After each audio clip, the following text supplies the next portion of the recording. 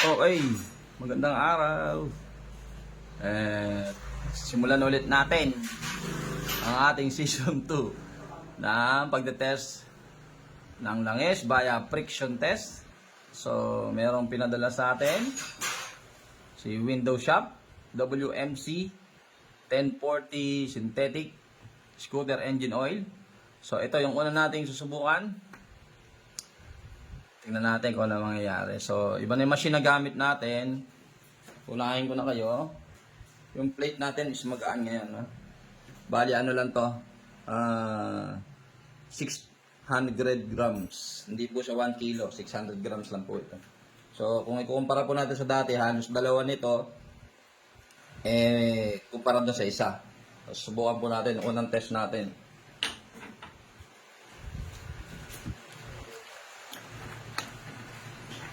Sealed. So, ito testing natin una. Window Shop MC, WMC. Lagyan natin ng oil.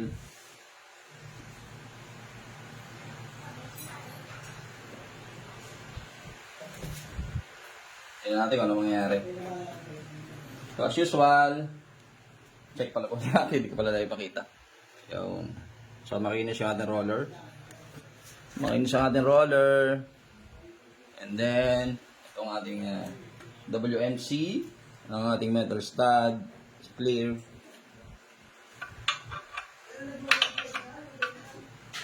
So, ang gamit po natin ngayon, digital na. No? Medyo modelo to ng konti. Kumpara doon sa dati. So, testing natin. Gaya ng dati, may break-in pa rin tayo. Break-in. Isa, dalawa, tatlo, apat, lima. Tapos, proceed tayo sa paglalagay ng plate. Unang first plate natin ay ito, 600 grams.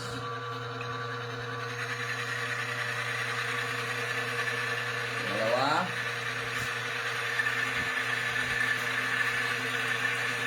Tatlo. Apat.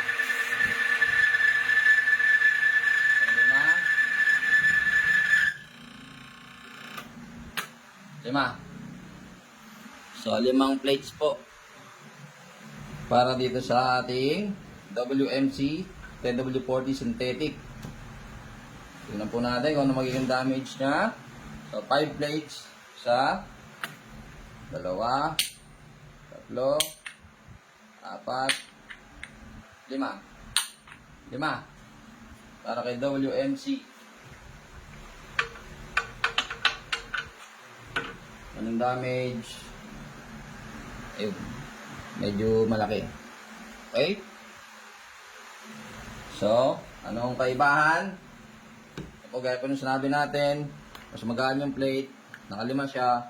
Mga equivalent nito, mga 2.5 doon sa isa natin plate. WMC 1040 synthetic. Okay, next. Yung mga magpapadala po ng langis, padala nyo na. Kung gusto nyo matest, no? Para po doon sa mga may local brand, Filipino brand na langis, padala nyo po dito kung gusto nyo matest yung inyong langis. For ano lang to? For curiosity at saka ewan ko, basta. Wala po tayo sabihin na hindi maganda. Test na test lang po ang ginawa natin. Wala po tayong ini-endorse na kahit na anong langis. So ito, magkano to? 190 pesos ang presyo ng ganito.